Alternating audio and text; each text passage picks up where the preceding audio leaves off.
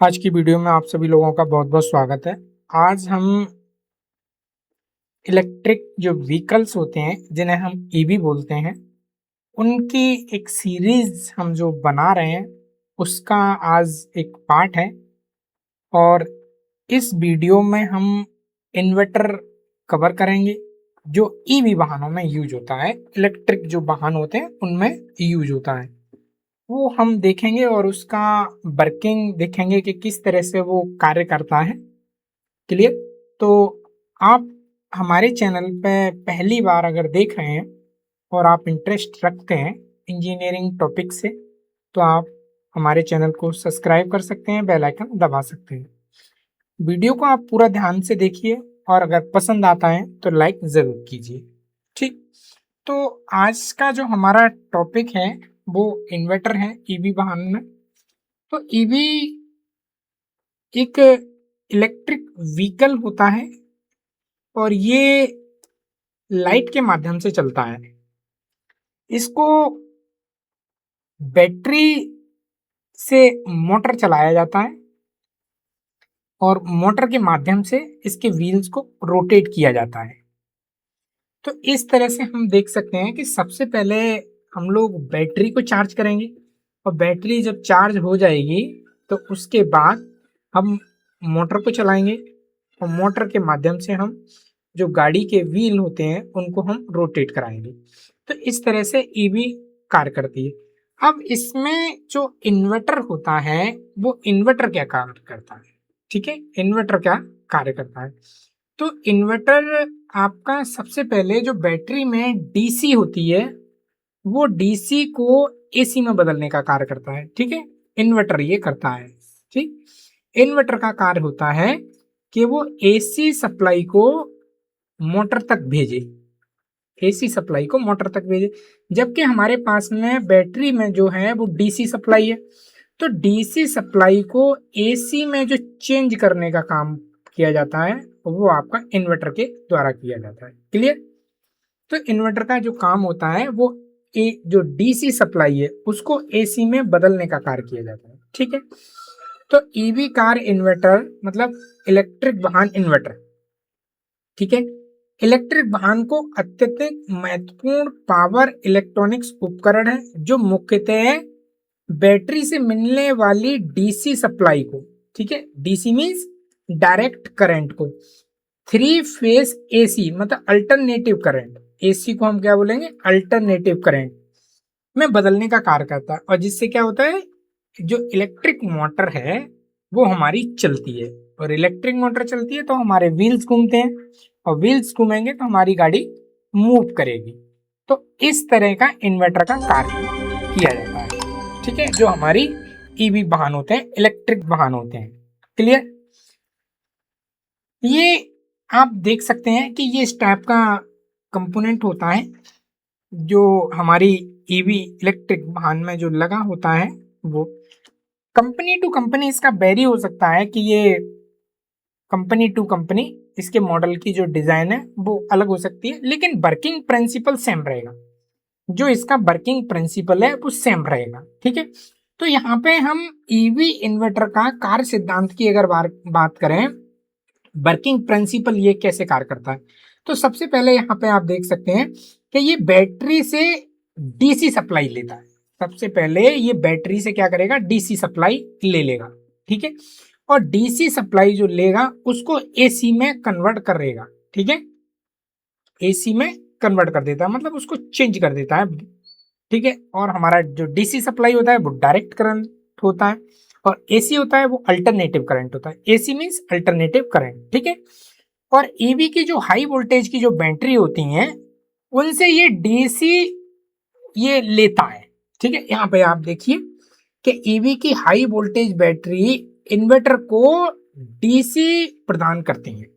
ठीक ठीक है, तो इन्वर्टर की जो बैटरी है वो डीसी सप्लाई इन्वर्टर को देगी और इन्वर्टर हमारी एसी सप्लाई को निकालेगा। यहां से हमारी एसी सप्लाई को वो निकाल देगा। ठीक है, ये हाई वोल्टेज रहती हैं। ठीक है, हाई वोल्टेज का मतलब ये है कि आपका 300 वोल्टेज से लेके आपका 800 वोल्टेज तक होता है। ठीक है, डीसी। ठीक है, ये डीसी सप्लाई लेता है। क्लियर? ये आपको यहाँ पे बैटरी से ये अपना विद्युत जो है डीसी सप्लाई उसको लेगा। क्लियर? और ये आपका इन्वर्टर का, ये गाड़ी में जो लगा रहता है वो इन्वर्टर इस टाइप का आपको देखने को मिलता है। क्लियर? नेक्स्ट है इसका जो वर्किंग प्रिंसिपल है, वही आगे उसमें देखते हैं कि क्या क्या प्रोसेस होते हैं।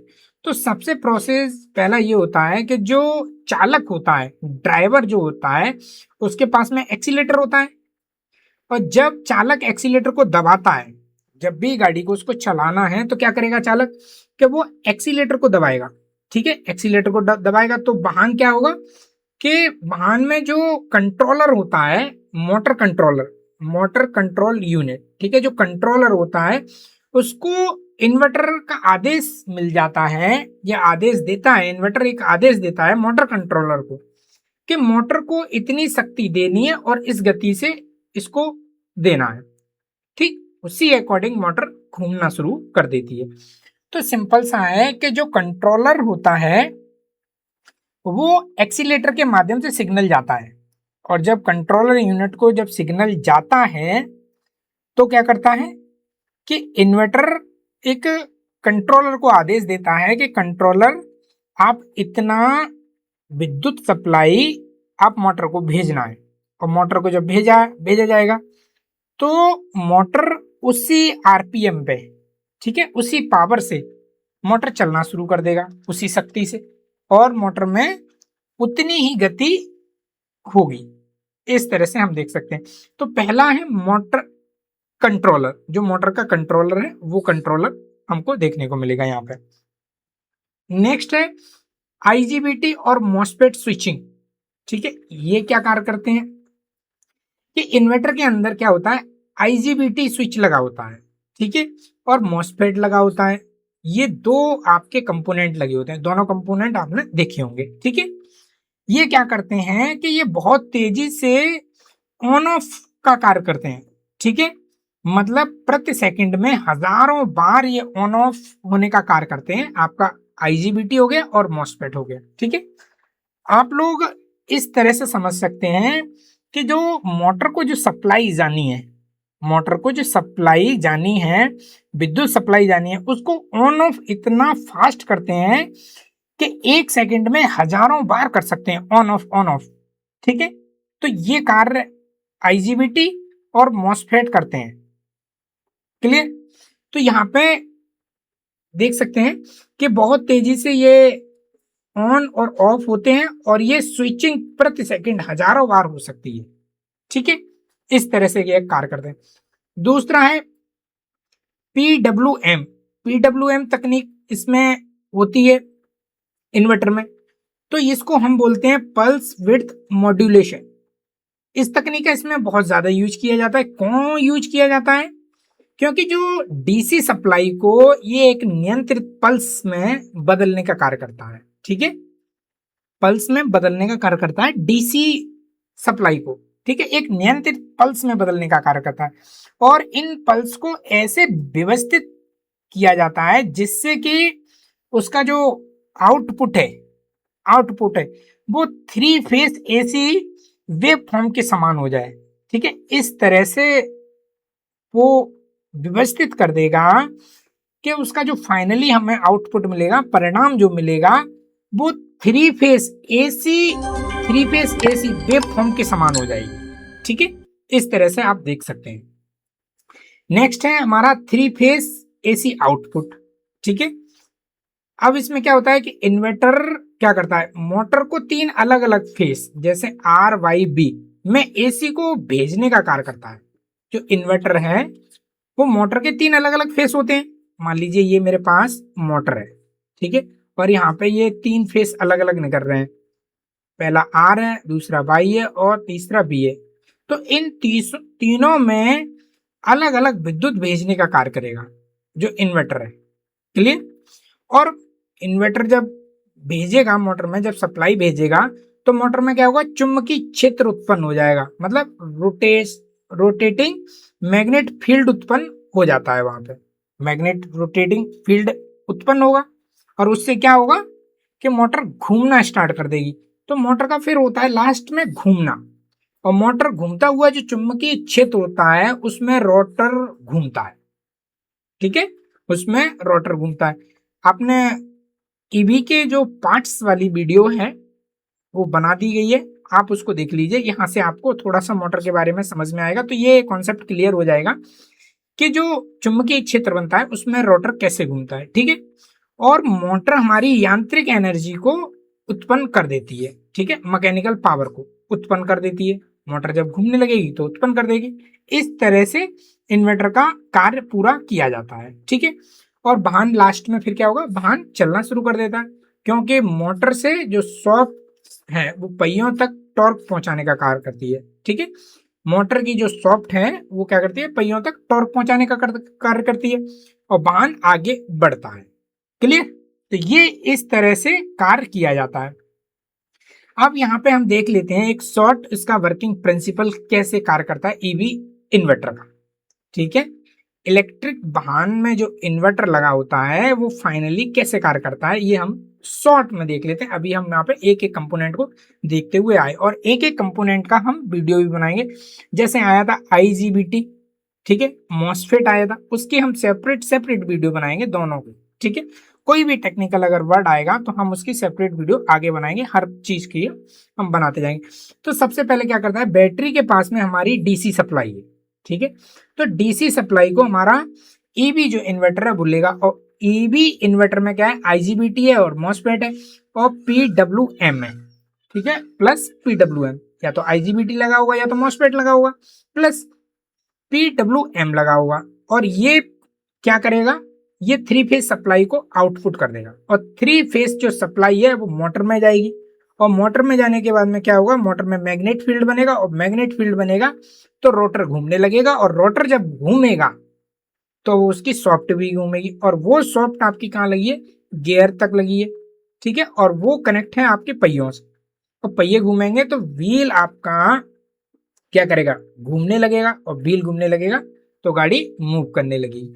तो इस तरह से पूरा इसका वर्किंग प्रिंसिपल है। ठीक है, इन्वर्टर का। तो इस तरह से आप देख सकते हैं कि जो ईवी वाहनों में इन्वर्टर लगा होता है उसका सिंपल सा ये काम होता है कि बैटरी से एनर्जी को लेना और उस एनर्जी को मॉसफेट या पीडब्ल्यूएम के माध्यम से एसी सप्लाई पहुंचाना। ठीक है, थ्री फेस एसी सप्लाई पहुंचाना, और जिससे मोटर में क्या होगा, मैग्नेट फील्ड उत्पन्न होगा। मैग्नेट फील्ड उत्पन्न होगा तो जो रोटर है वो घूमेगा, और घूमने से क्या है, गियर जो होते हैं वो घूमेंगे, और उस घूमने से क्या है कि हमारे व्हील घूमेंगे। तो इस तरह से ईवी इन्वर्टर पूरा कार्य करता है। अब हम देखते हैं कि पीडब्ल्यूएम पल्स विड्थ मॉड्यूलेशन क्या होता है, ये इसको थोड़ा सा समझते हैं, जिससे आपको एक आइडिया होगा कि बैटरी से जब पावर आएगी तो पावर हमारी मोटर को किस तरह से घुमाएगी और किस तरह से हमारी गाड़ी आगे मूव करेगी। ठीक है, पीडब्ल्यूएम जो एक तकनीकी है, इसमें डीसी वोल्टेज को बहुत तेजी से ऑन ऑफ किया जाता है, बहुत ज्यादा तेजी से ऑन ऑफ किया जाता है, और उसको नियंत्रित भी किया जाता है। ठीक है, तो सबसे पहले इसमें क्या होता है कि जो एक्सीलेटर है जब उसको कम दबाएंगे तो पल्स जो बनेंगी वो वाइड बनेंगी और छोटी बनेंगी। ठीक है, वाइड जो होगी उनकी वो बहुत छोटी होगी, क्योंकि उसको एक्सीलेटर को कम दबाया जा रहा है। यहाँ पे आप देख सकते हैं कि जब कम दबाया जाएगा। ठीक है, आप यहाँ पे चित्र में देख सकते हैं कि ये जो मेरी पल्स जो बनी हुई है ये वाली, इसकी जो विड्थ है वो विड्थ बहुत छोटी है, बहुत ज्यादा छोटी है। ये यहाँ से यहाँ तक का जो टाइम फ्रेम है, देखिए स्टार्टिंग पॉइंट और इसका स्टार्टिंग पॉइंट, ये आपका टाइम फ्रेम है। तो इस टाइम फ्रेम में सिर्फ ये जो मेरी पल्स बनी है, ये नैरो जो पल्स बन रही है, ठीक है, बहुत छोटी जो पल्स बन रही है, ये होगी जब कम एक्सीलेटर जब दबाएंगे। तो इसमें जो टाइम फ्रेम आपको मिला, बस सिर्फ इतना टाइम फ्रेम आपको मिल रहा है। ठीक है, और जब एक्सीलेटर को अधिक दबाने पर क्या होगा कि पल्स पल्स की जो विड्थ है वो बड़ी होगी। ठीक है, आप यहाँ पे देख सकते हैं पल्स की जो विड्थ है वो बड़ी है, और यहाँ पे हमारी नैरो है। ठीक है, तो यहां से यहां तक जो टाइम फ्रेम मिला आपको, टाइम फ्रेम यहां से यहां तक मिला। ठीक है, ये टाइम फ्रेम में हमारी विद्युत जो सप्लाई है सिर्फ वो मोटर को जाएगी। क्लियर, सिर्फ वो मोटर को जाएगी। ठीक है, यहाँ पे वोल्टेज दिखाए गए हैं कि ये आपका लो वोल्टेज है और ये आपका हाई वोल्टेज है। ठीक है, यहाँ पे आपको दर्शाया गया है कि ये आपका हाई वोल्टेज है और ये आपका लो वोल्टेज है। ठीक है, ये इस तरह से कार्य करेगा। इसमें क्या होगा, इससे मोटर की जो गति है और टॉर्क है वो नियंत्रित किए जाते हैं। इसके माध्यम से क्या होगा कि मोटर के टॉर्क नियंत्रित किए जाते हैं। देखिए आप सिंपल से इस तरह से समझ लीजिए कि ये मेरे पास में एक मोटर है, ठीक है। अब इसमें मैं सप्लाई दे रहा हूं तो ये रोटेट करेगा। मैं कितना टाइम के लिए, इसमें मेरे को 3 फेस हैं, ठीक है, आर बी और बाई, ठीक है, आर बी बाई। मैंने सप्लाई इसमें दिया, कितने समय के लिए दे रहा हूं, उतना ही समय ये मोटर घूमेगा, उसके बाद नहीं घूमेगा, फिर उतना समय घूमेगा, फिर नहीं घूमेगा। तो इस तरह से जो PWM है वो कार्य करता है, पल्स विड्थ मॉड्यूलेशन, ठीक है।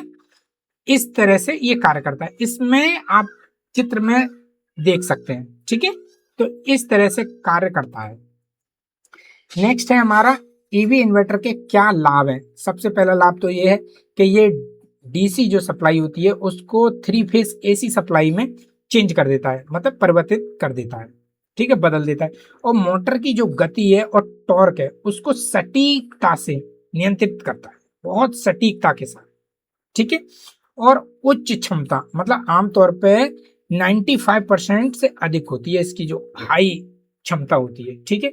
और रीजनरेटिंग ब्रेकिंग सिस्टम भी इसमें संभव होता है, ठीक है। रीब्रेकिंग जनरेट सिस्टम के लिए हम आगे वाली जो वीडियो है उसमें बता चुके हैं, आप उसमें चेकआउट कर लीजिए, ठीक है। और इससे क्या होता है, ऊर्जा की बचत होती है और बेहतर जो ड्राइविंग है वो प्रदर्शन हमको मिलता है, ठीक है। माइलेज बोल सकते हैं कि माइलेज हमको अच्छा मिलता है इसमें, ठीक है। तो ये हमारे ईवी इन्वर्टर के लाभ थे। अब ईवी इन्वर्टर के मुख्य भाग कौन कौन से होते हैं वो आप देख लीजिए, ठीक है। ईवी इन्वर्टर में कौन कौन से पार्ट लगे होते हैं, तो सबसे पहले लगा होता है डीसी इनपुट टर्मिनल लगा होता है, ठीक है। ये बैटरी से डीसी विद्युत प्राप्त करता है, ठीक है।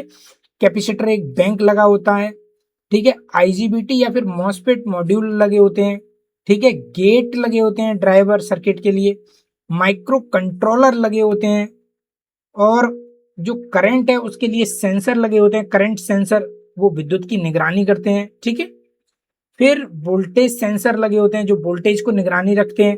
टेम्परेचर सेंसर लगा होता है, वो क्या करता है, तापमान को देख रेख करता है, सुरक्षित करता है।